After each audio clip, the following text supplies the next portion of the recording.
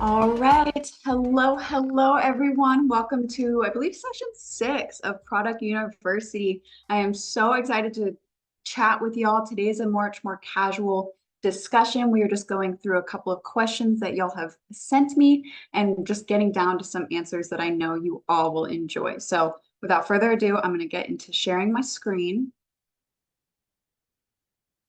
All right, so today's discussion is a Q&A session. And so this isn't a traditional Q&A session where y'all are dropping all your comments in the chat and whatnot. And by the way, I would love that. We can definitely do that in the future. But this one is where we were collecting all your questions at our ritual@riman.com email and just really making sure that these had succinct answers, things that you could take and can continue to share with others as well. And so I am so appreciative of all of y'all who sent in questions. I wanted to give a special shout out to a few people that not only had questions that are selected for today's discussion, but they also sent in multiple questions, multiple emails. So I just love that. I love when you guys are curious and just kind of show your interaction with the products. And it helps me better understand this brand as well. There's so much to learn, so many profiles on ingredients, on products themselves. So together we collaborate to finding an answer essentially. So I wanted to just shout out to Ursula Spargo, Sam Doherty, sorry for mispronouncing that, Jean Kimson, Cheryl Fisher, Lorraine McKay. All y'all sent in fantastic questions that I think everyone will truly benefit from hearing the answer to. But the other thing I wanted to mention is ritual@riman.com is not an email that's now closed because we're having the Q&A session. It always exists. And myself or a member of my team are always reading through the various emails we receive in the inbox to make sure that you are confident in the utilization of your products. So even if your question did not get answered today, we are going to go through and make sure every question we've already received gets an answer, and then continue to ask your questions at ritual@riman.com. We will continue to support you as best we can. So our first question is a fantastic question. What does brightening mean? Are you bleaching your skin? So this is a fantastic question because there's so many different perceptions of skin brightening, skin lightening. There's so many different values as well in regards to skin tone and skin texture. So, in the US, we appreciate brightening. We appreciate, just things that bring about a more vibrant or radiant skin type. Versus in Asian countries, they prefer whitening often, or they want brightening or lightening products for an overall more pale look. And so it just really depends, obviously, on the market you're in. But of course, in the US, we want to appreciate the diversity of skin tones that we have. And of course, our products are doing the same. So when you talk about specifically brightening, there's kind of 3 different categories of ingredients that often get erroneously clumped together. So brightening, lightening, and then whitening or bleaching. So brightening or skin brightening refers to more so the process of enhancing your radiance and clarity of your skin without altering its natural color. So brightening products are going to be things that really aim to not only improve your texture and tone, but also your skin cell turnover. So that's going to allow more dull skin that's on the top to then slough off and for newer, brighter skin to resurface. So things that exfoliate are going to help this, whether it's chemical or mechanical exfoliators, and really just bringing about a more hydrated appearance. So hydrating ingredients actually can be considered as brightening ingredients. When we look instead at something such as lightening products, skin lighteners do the same thing in comparison to skin brighteners, but they also diminish discoloration. So when you're addressing hyperpigmentation due to acne scarring or hormone imbalances, you're actually kind of looking in towards the reaction that occurs in our bodies that creates the overproduction of melanin or pigment. So this process is known as melanogenesis. It occurs in our melanocytes, which if you remember from our discussion on skin physiology all the way back in session 3, your melanocytes are at the base layer of your epidermis, and so they produce melanin. And it's a very complex process how this melanin comes about, and it has a variety of different intermediates. So a lot of skin lighteners and eventually skin bleachers go into this process to essentially either remove an enzyme that is catalyzing the reaction or removing an end product like melanin. So skin lighteners, when we're looking at them in regards to melanogenesis and in regards to pigmentation, it essentially inhibits melanin production at a safe and regular tone. So for any area where you are overproducing melanin due to inflammation or due to hyperpigmentation, these products go in and address that overproduction to essentially limit the amount of melanin that builds up, which causes the discoloration or dark spots. So skin whiteners, skin bleachers go a step further by completely blocking melanin production, often with harmful or just very harsh ingredients. So it's often advised to stay away from these, or in general, just really do your research, but you're stopping the melanin production that is either your native production or due to overproduction from whatever factors completely. So that is how skin whiteners or skin bleachers work. So long story short, no, you are not bleaching your skin if you're using brightening or lightening products. Really, it depends on the activity of the product itself. Is it an exfoliator? Is it a hydrator? Does it have specific ingredients that target hyperpigmentation, etc.? So a fantastic question then to tag onto this is, what products are best to use for hyperpigmentation? So with the appreciation of hyperpigmentation, we then also further have to look into the various causes of it. So you might have acne scarring, you might have general inflammation that is causing hyperpigmentation, hormone imbalances, especially those who are pregnant often find some discoloration on their skin.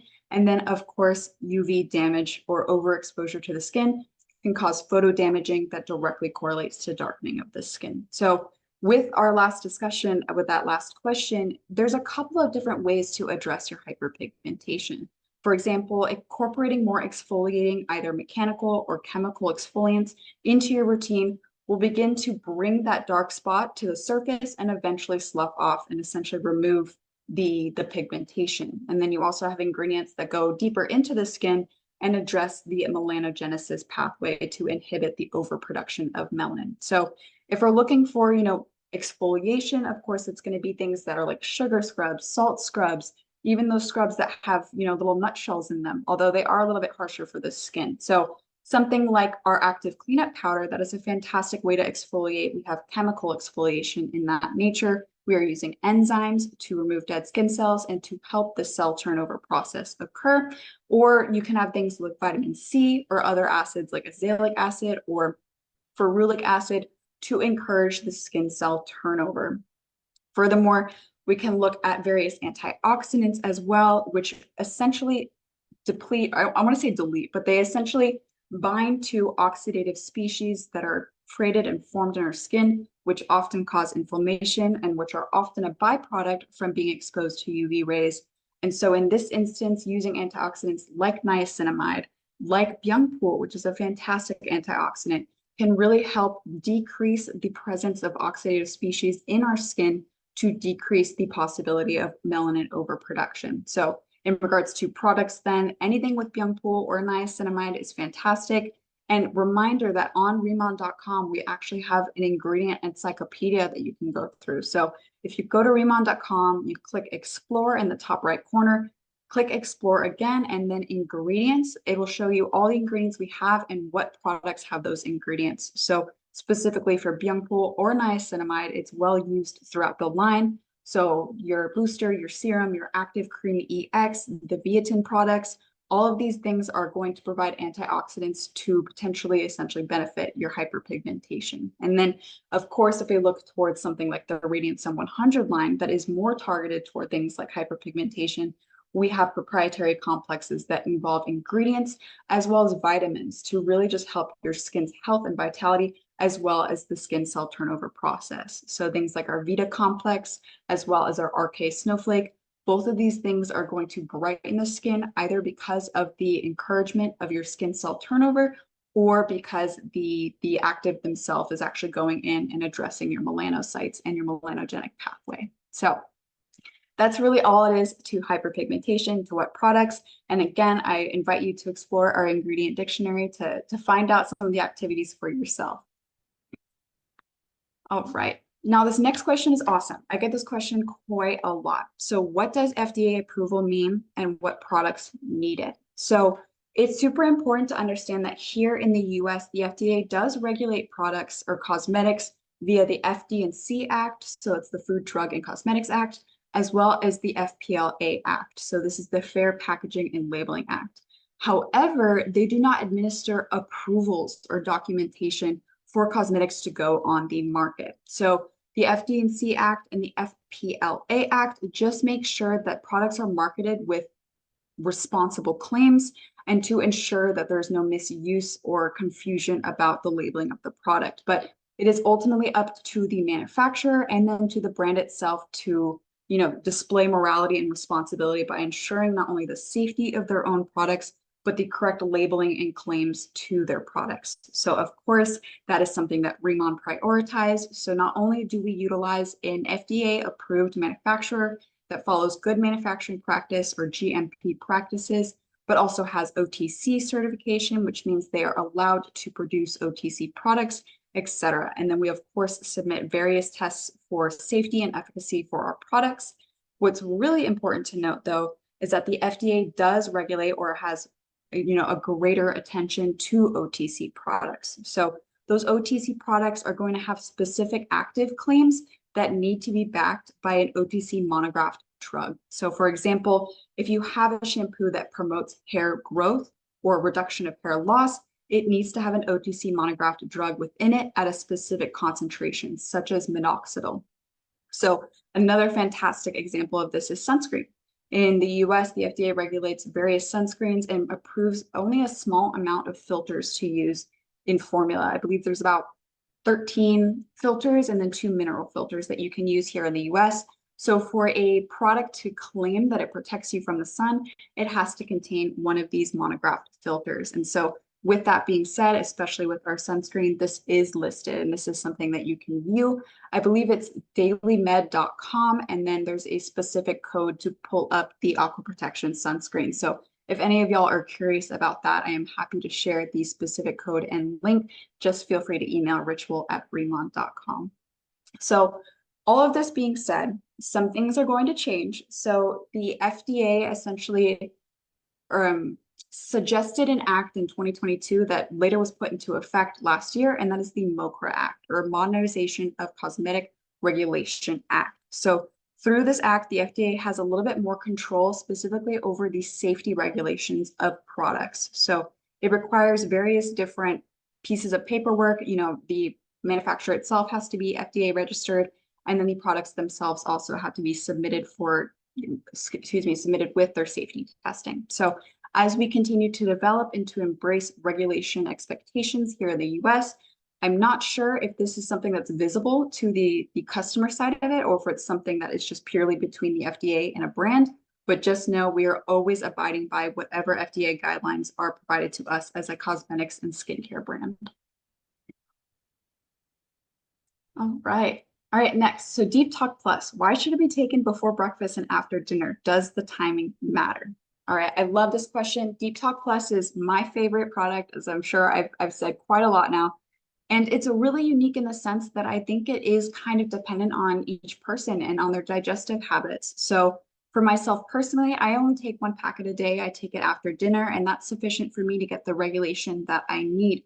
However, the ultimate suggestion made by HQ on the packaging is before breakfast and after dinner. And I really like to look at it as opening your day and closing your day. So with it being a microbiome supporter and a fiber supplement, you're taking it at the beginning before breakfast to essentially just prep your intestines, not only for the nutrient absorption of what you're going to eat throughout the day, but it also does aid a bit in that feeling of satiety, such that you don't overeat throughout the day, that you feel full after you have your regular meals.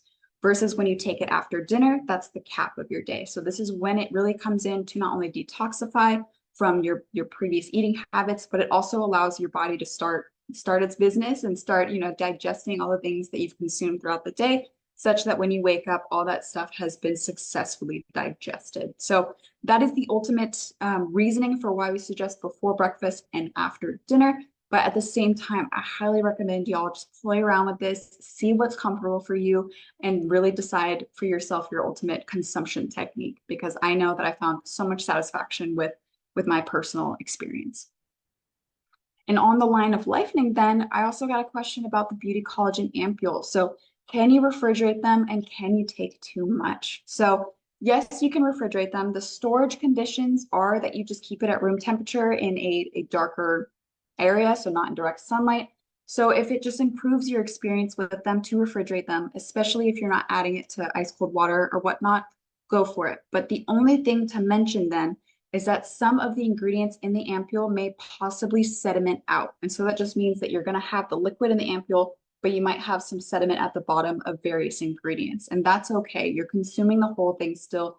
You're still getting the benefits upon consumption. It just might just a bit interact with the ultimate perception of the product when you're taking it.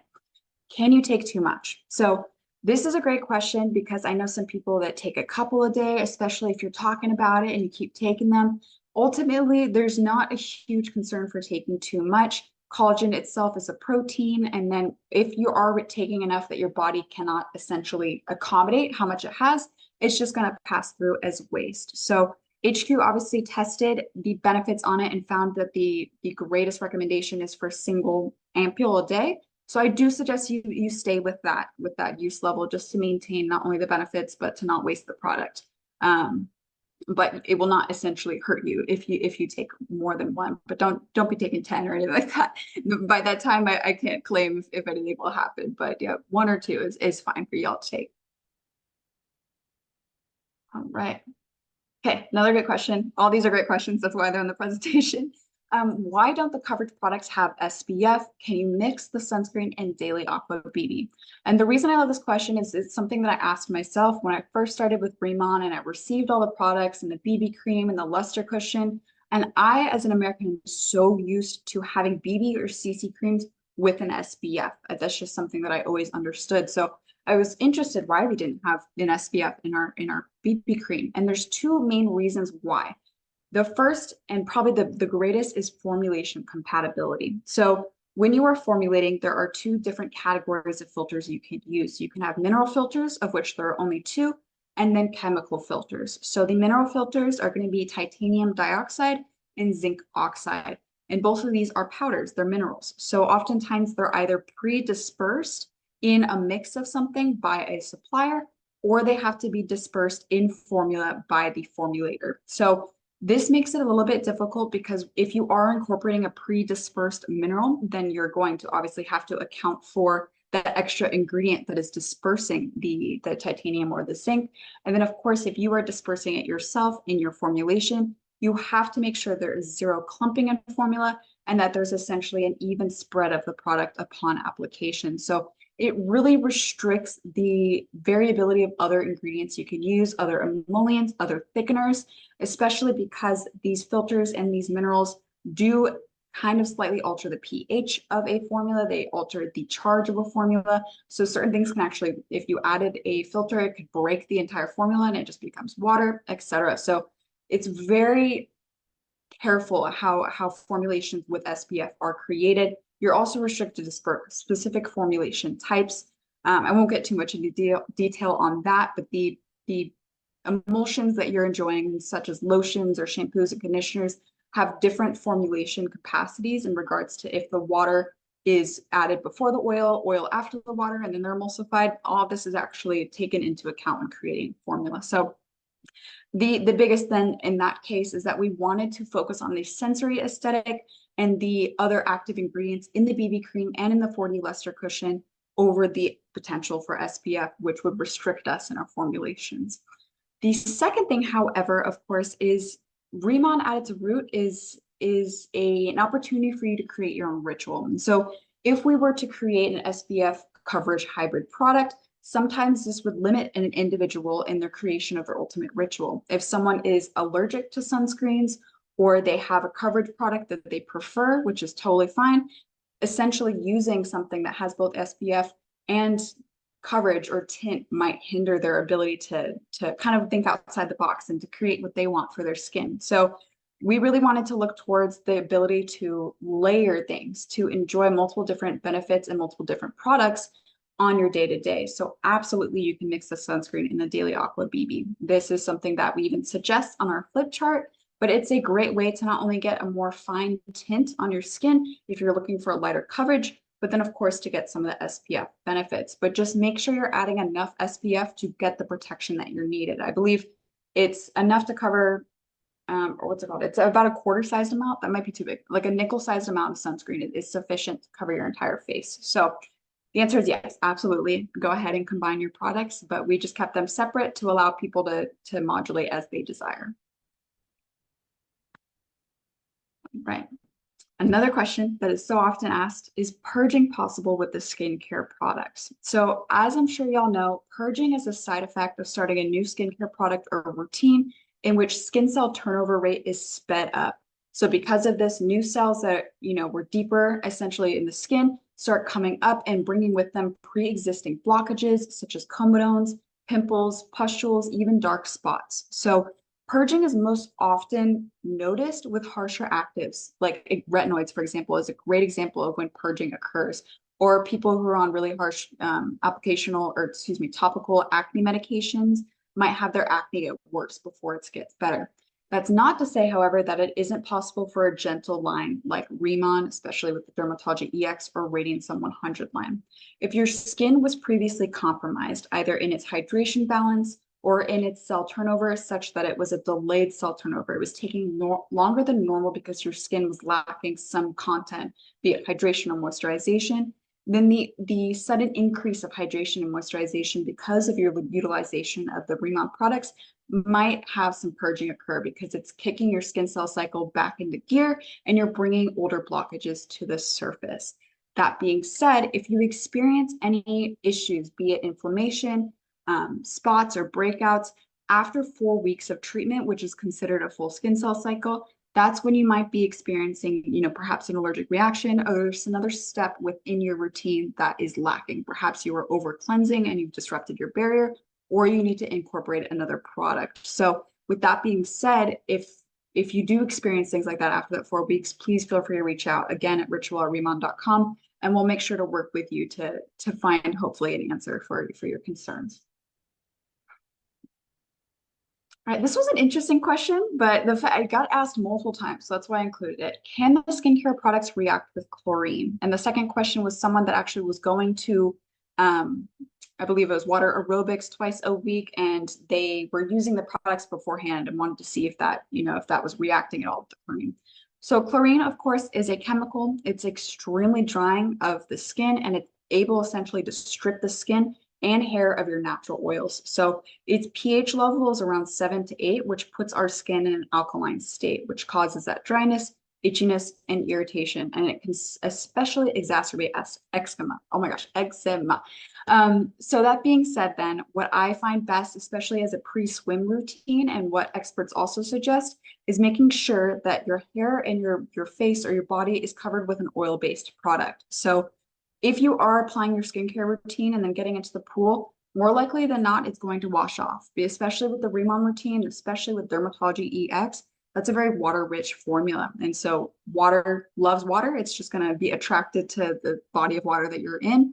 And so if you were to do any skin prep before you were swim, of course, you can still do your routine, but it's not guaranteed that all of it will still be on your face when you get out. What's most important is, of course, immediately treating your skin after you get out to cleanse and remove that chlorine and to bring back hydration and moisturization through your products. So if you wanted to have some kind of routine before you got into the pool, then I suggest, like as they had mentioned, either saturating your hair with conditioner before you get in or an oil-based product, and then your face with an oil-based product. So something like the Biotin Multi-Stick Balm, that is an anhydrous formula. So it might feel a little weird putting it all over your face, but maybe put it in just the key areas that you want to protect, and it should withstand you for your activity, of course, if you're not rubbing your face too much. So that's that on that. And then another question, washcloth versus your hands, which to use when washing your face? And I love this. And I love the concept of incorporating tools into your routine. And it's something that I very much recommend people do. If you're using a gua sha to shape your face, or even a dermal roller, things of that nature, I love. But specifically with a washcloth, the washcloth itself is, it's a bit of an exfoliant. It is a mechanical exfoliator as you're rubbing it across your face. And so the other thing is that it can harbor bacteria. So I personally recommend using clean hands throughout your process, just to ensure no bacteria deposition on your face. And then, of course, no over exfoliation of your skin. But if you do find a washcloth to better assist you in your cleansing routine, just make sure you're being very gentle with it. Just not pushing super hard on your skin, just kind of using it to lightly rub about your products, and then try to switch out your washcloth every couple of days to maintain the bacteria balance.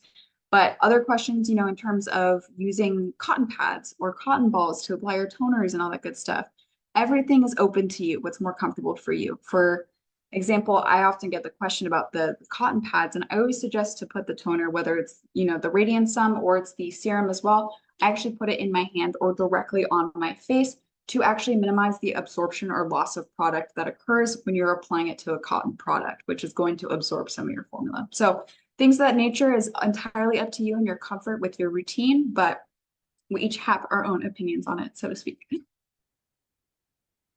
All right. Just a few more questions now. The next question is, and one I didn't even think about, but it's a great question, is 40 luster cushions, should you wash the applicator? Absolutely. You should be regularly washing anything that comes in constant contact with your face upon application. So something like the 40 luster cushion or makeup brushes, if you're using them, even if you're using a gua sha or a face roller, you should be cleansing it every once in a while to minimize bacterial exposure. So with the 40 luster cushion, I treat it as if it was almost a, what's the word, like a beauty sponge. So I actually just use dish soap to clean it, or you can use shampoo, whatever just gets you to essentially remove any of the existing product on it and to really make sure it's bacterially clean. So even antibacterial soap could work, but absolutely, I think that's a great idea, that cleansing the applicator. All right, can you use additional hair care products with the Bodolab Deserty Cola line, Curl Mousse, Purple Shampoo, etc.? Of course, of course.